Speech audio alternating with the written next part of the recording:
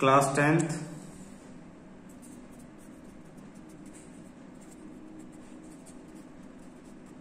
Science chapter 3 metals and non metals. हमने पढ़ा था extracting of metal low in reactivity series. हम एक टॉपिक पढ़ चुके हैं लास्ट क्लास में, extracting metals low in activity series. Example हमने पढ़ा था मरकरी सल्फाइड HgS। HgS को सिर्फ ऑक्सीजन के साथ हीट कर देंगे तो हमारे पास सिर्फ हीट करने से मरकरी ऑक्साइड HgO और सल्फर डाइऑक्साइड आ जाएगा। और इस मरकरी ऑक्साइड को दोबारा हीट कर दें तो हीट करने से ही मरकरी अलग हो जाएगा और ऑक्सीजन अलग हो जाएगा। तो we can extract metal from low in activity series by direct heating, by heating alone. Therefore, we can extract metals which are low in activity series. We can extract by heating alone. Heating alone. सिर्फ heat करके हम उन्हें simply extract कर सकते हैं। फिर second हमारी headline थी extracting of metal. Extracting of metals in the middle of the activity series middle. Example zinc oxide को कार्बन के साथ मिला के हम हीट करेंगे तो जिंक अलग और कार्बन मोनोऑक्साइड अलग। Therefore we can extract the metals which are in the middle of activity series by heating with carbon,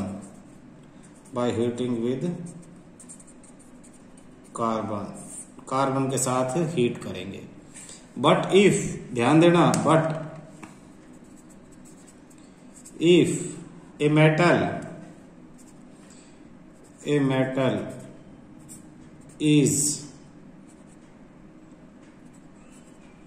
metal have more affinity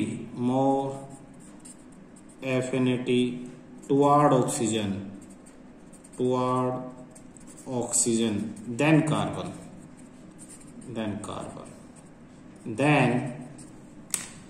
then we heat the metal oxide with a more reactive metal। Example, अगर आपके पास MnO2 है, MnO2, तो इसको अब carbon के साथ heat नहीं करेंगे। MnO2 मैग्नीज, जिंक ऑक्साइड को कार्बन के साथ हीट करेंगे क्योंकि जिंक में ये कार्बन जो है इसमें ऑक्सीजन के लिए ज्यादा एफिनिटी है, खिंचाव। जिंक के कंपैरिजन में कार्बन ऑक्सीजन को खींच लेगा, लेकिन यहां अगर हम कार्बन डालेंगे तो कार्बन वीक पड़ेगा, मैग्नीज ज्यादा स्ट्रॉन्ग है, ये ऑक्सीजन को अपने से ही रिएक्ट करके रखेगा, कार्बन इसको सेपरेट नहीं कर पाएगा। तो इसलिए मैंने लिखा है if a metal have more affinity toward oxygen than carbon, then we, अगर इस मेटल में कार्बन के कंपैरिजन में ऑक्सीजन के लिए एफिनिटी अट्रैक्टिंग पावर ज्यादा है, तो कार्बन यहाँ पे यूजलेस हो जाएगा। तो हम इससे मैग्नीज से ज्यादा स्ट्रॉन्ग एलिमेंट एल्यूमिनियम से यहाँ पे रिएक्शन कराएंगे, तो ये हो जाएगा मैग्नीज अलग हो जाएगा Mn, और एल्यूमिनियम ऑक्साइड Al2O3 ये अलग हो जाएगा। इसको बैलेंस करने के लिए यहाँ 2 मैग्नीज के यहाँ 3, एल्यूमिनियम के यहाँ 4 और यहाँ पे 3। और खास बात कि इस रिएक्शन में हीट भी जनरेट होगी, हीट। ऐसी एक और रिएक्शन है, बहुत इंपॉर्टेंट है। अच्छा, ये क्लियर हो गया। लो रिएक्टिविटी को by heating alone, middle reactivity with carbon, middle reactivity को विद कार्बन, और a more reactive than carbon, carbon के साथ या किसी ज्यादा रिएक्टिव मेटल के साथ हीट कर देंगे तो सेपरेट हो जाएगा, हीट। एक और एग्जांपल मिडल रिएक्टिव का, एक और एग्जांपल है, बहुत इंपॉर्टेंट है, आयरन के केस में। किस केस में? आयरन। आपके बुक के पेज नंबर 52 पे लिखा हुआ है Fe2O3, example second, Fe2O3 plus aluminium gives Al2O3 plus Fe। Balance करेंगे 2 Fe, 2 है तो यहाँ भी 2, एल्यूमिनियम यहाँ 2 है, यहाँ अकेला है तो यहाँ एल्यूमिनियम 2 हो जाएगा, बाकी सब बैलेंस्ड है। इस रिएक्शन में भी बहुत स्ट्रॉन्ग हीट जनरेट होगी, हीट, इतनी हीट जनरेट होगी कि ये जो Fe2O3 ये सॉलिड फॉर्म में था, एल्यूमिनियम भी सॉलिड फॉर्म में था, तो यहाँ एल्यूमिनियम ऑक्साइड तो सॉलिड बनेगा, बट आयरन जो है वो लिक्विड फॉर्म में, मोल्टन आयरन आपको मिलेगा, मोल्टन आयरन। इतनी हीट जनरेट होगी कि आयरन मेल्ट हो जाएगा, पिघला हुआ लोहा, पिघला हुआ लोहा। अब तुम्हें मोल्टन आयरन मिलेगा तो तुम क्या करोगे? आप 2 काम करोगे। Used this reaction to join railway tracks को ज्वाइन करने में, and heavy machine parts, and cracked heavy machine parts को। इस रिएक्शन का नाम है thermit reaction, THERMIT, thermit reaction. Thermit reaction, a reaction in which heat is produced, या ये पूरी रिएक्शन लिख दो, and we get molten iron, तो इसको हम थर्मिट रिएक्शन कहेंगे। क्वेश्चन में इसकी डेफिनेशन यूजेस इक्वेशन, ये तीनों चीजें आपसे पूछी जा सकती है। तो हमने पढ़ा लो रिएक्टिविटी सीरीज, हमने पढ़ा मीडियम रिएक्टिविटी सीरीज, अब हम पढ़ेंगे high reactivity series. High reactivity series, तो अगला टॉपिक अब हमारा है एक्सट्रैक्टिंग मेटल्स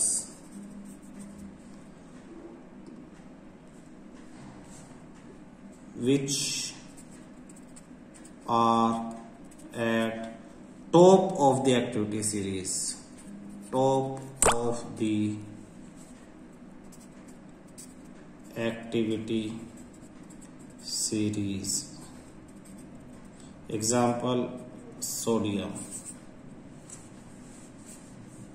एल्यूमिनियम। अब हमें इन्हें एक्सट्रैक्ट करना है।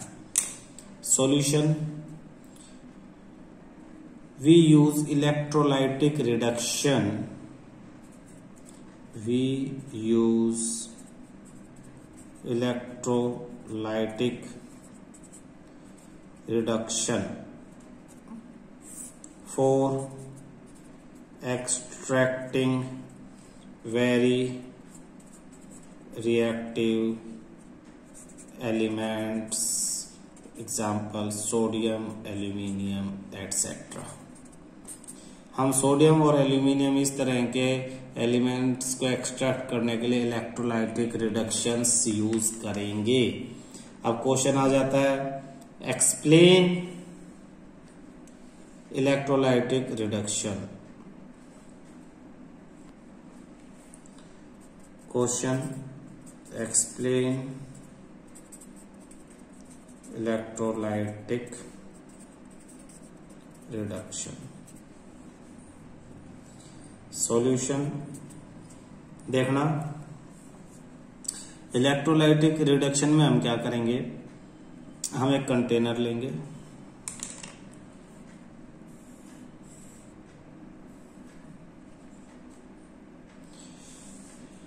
कंटेनर के अंदर मोल्टन मेटल ऑक्साइड्स या जो भी मेटल है उसे हम डाल देंगे, जैसे electrolytic reduction with the example of हम NaCl को सेपरेट कर रहे हैं, तो इसको सबसे पहले हम लिक्विड फॉर्म में कन्वर्ट करेंगे, मेल्ट कर देंगे।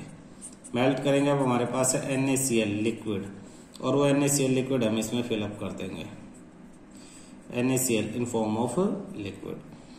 हम एक बैटरी लगाएंगे, उस पर एक positive terminal negative terminal switch लगा दिया, और 2 इलेक्ट्रोड्स इसमें हमने डाल दिए, एक नेगेटिव टर्मिनल और एक पॉजिटिव टर्मिनल। क्लियर?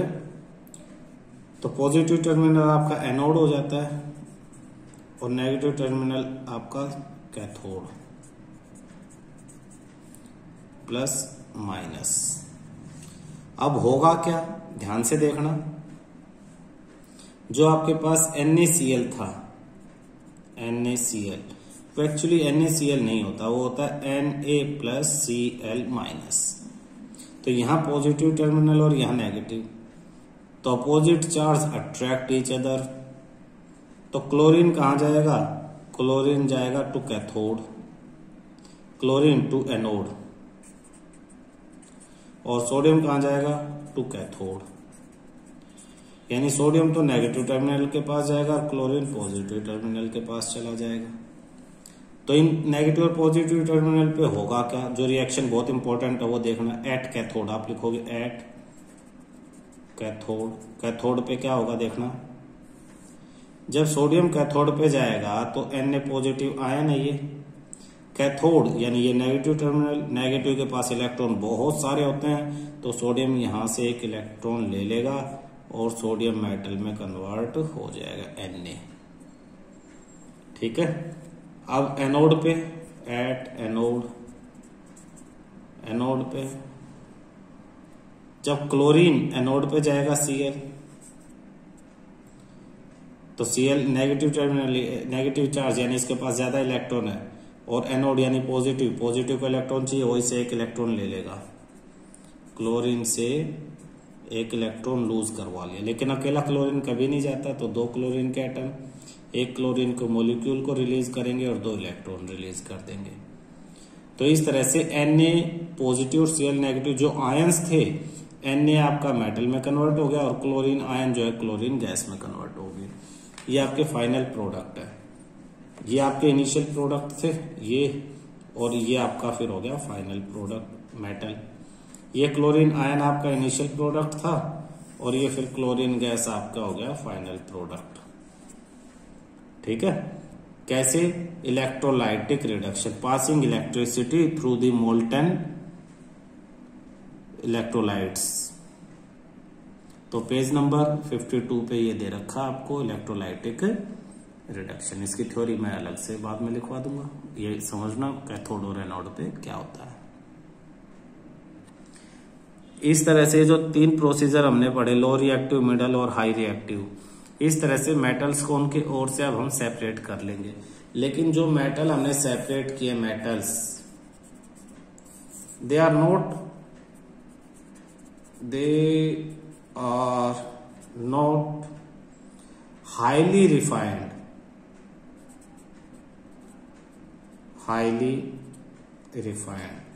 ये हाईली रिफाइंड नहीं है. They contain some impurities.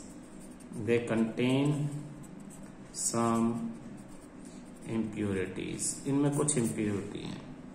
अब उन इम्प्योरिटीज से मेटल से बहुत जो प्योर मेटल है उसको जो फाइंड आउट करने का मेथड है उसको कहते हैं हम इलेक्ट्रोलाइटिक रिफाइनिंग. ऊपर क्या था? इलेक्ट्रोलाइटिक रिडक्शन, और अब है electrolytic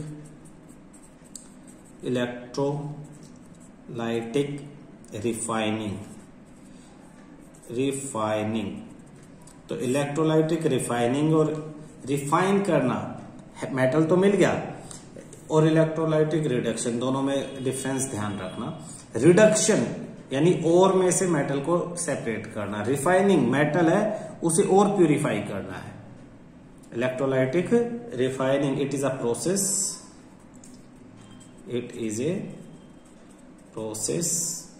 to obtain. Electrolytic refining is a process to obtain a very pure metal,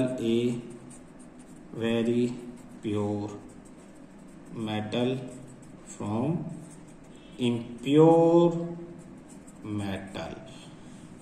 metal से बहुत प्योर मेटल जो है वो फाइंड आउट करने के मेथड को कहते हैं इलेक्ट्रोलाइटिक रिफाइनिंग. क्लियर है? इलेक्ट्रोलाइटिक रिफाइनिंग के अंदर हम क्या करेंगे?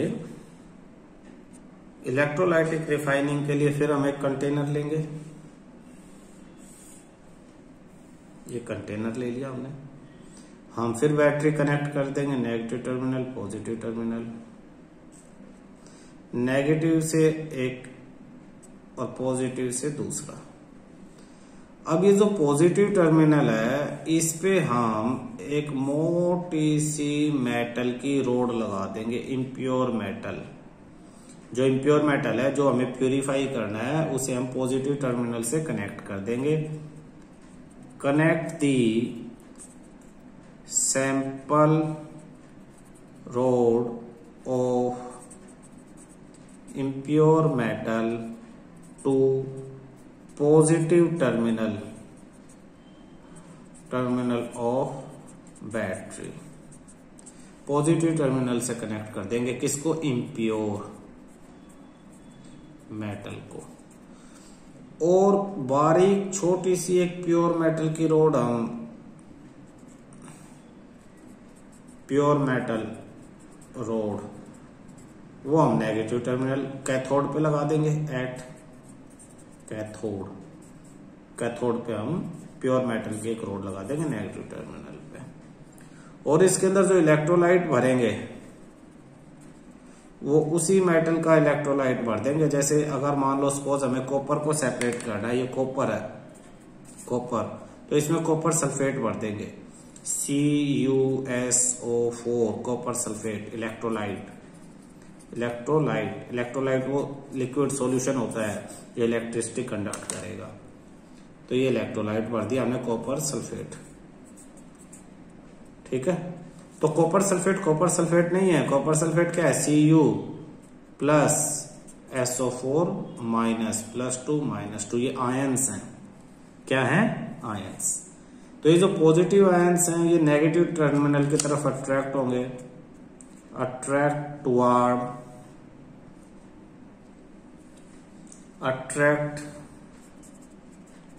Toward negative terminal. और नेगेटिव आयंस जो है वो पॉजिटिव.